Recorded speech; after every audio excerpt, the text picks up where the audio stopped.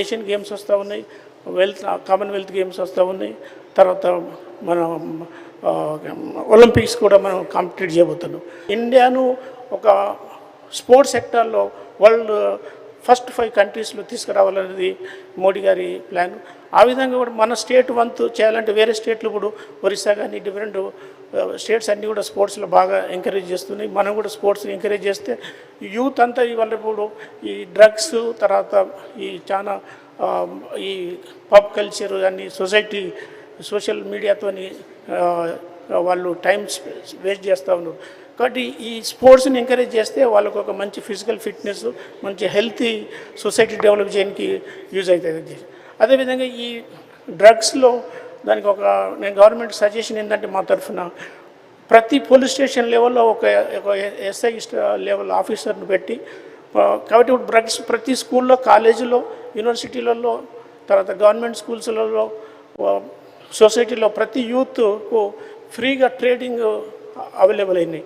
కాబట్టి మన సొసైటీ బాగుపడాలి, మనం ఇంప్రూవ్ చేయాలంటే ఈ డ్రగ్స్ టోటల్ కంట్రోల్ చేయాలి. దాని గవర్నమెంట్ ఆఫ్ ఇండియా నార్కోటిక్స్ డిపార్ట్మెంట్లో చాలా ఫండ్స్ ఉన్నాయి. తర్వాత అక్కడికి వెళ్ళి ఎక్విప్మెంట్స్ కూడా ఇస్తూ ఉన్నారు, లేటెస్ట్ ఎక్విప్మెంట్, టెస్టింగ్, తర్వాత డబ్బులు కూడా ఉన్నాయి. అవన్నింటిని కూడా ప్రాపర్గా వాడుకొని దాన్ని ఒక వార్ ఫుట్టింగ్ లాగా మనం కాన్సన్ట్రేట్ చేసి దానికి ఒక స్పెషల్ ఆఫీస్ అనేసి అది కూడా కంట్రోల్ చేయాలని కోరుతున్నాను. అదేవిధంగా మన ఇప్పుడు మూసీ రివర్ డెవలప్ చేయడానికి మా పార్టీ తరఫున మేము కూడా సపోర్ట్ చేస్తూ ఉన్నాము. కాకుంటే ఏంటంటే ఓన్లీ R&R, తర్వాత పబ్లిక్ హియరింగ్, తర్వాత నిన్న సీఎం గారు, ఆనరబుల్ సీఎం గారు సబ్ కమిటీ వేశారు. దాన్ని ఆల్ పార్టీ మీటింగ్ లాగా కన్వర్ట్ చేసి అందరు ఒపీనియన్ తీసుకొని విత్ పబ్లిక్ ఒపీనియన్తో వెళ్ళాలి అధ్యక్ష. అయితే అది ఒక 10 years 15 years project total complete చేయాలంటే, కానీ దాన్ని ఫేజ్ వాళ్ళకి కంప్లీట్ చేయాలి. ఎక్కడైతే ల్యాండ్ అవైలబుల్ ఉంటే అక్కడ రోడ్స్ వేయచ్చు. ఒక ల్యాండ్ విడ్త్ అవైలబుల్ దొరకకపోతే ఇవాళ మన సీలో కూడా బ్రిడ్జిలు కడుతూ ఉన్నాం. కాబట్టి మనం మూసీ రివర్ మీదనే మనం ఫ్లైఓవర్లా మనం బ్రిడ్జి కట్టుకోవచ్చు. కాబట్టి దాని అవైలబిలిటీ పట్టుకొని ఆ ప్రాజెక్టు ముందు పోవడానికి మా పార్టీ కూడా సపోర్ట్ చేస్తుంది అధ్యక్ష. కాకుంటే పబ్లిక్ ఎవరికి కూడా అన్యాయం చేయకుండా అందరి కన్సెంట్తో చేయాలి. అదేవిధంగా మెట్రో రైల్ ప్రాజెక్టు కూడా phase 2 కంప్లీట్ చేయాలి. గవర్నమెంట్ ఆఫ్ ఇండియా కూడా ఫుల్ సపోర్ట్ ఉంటుంది. దానిలో phase 3 కూడా కంప్లీట్ చేయాలి అధ్యక్ష.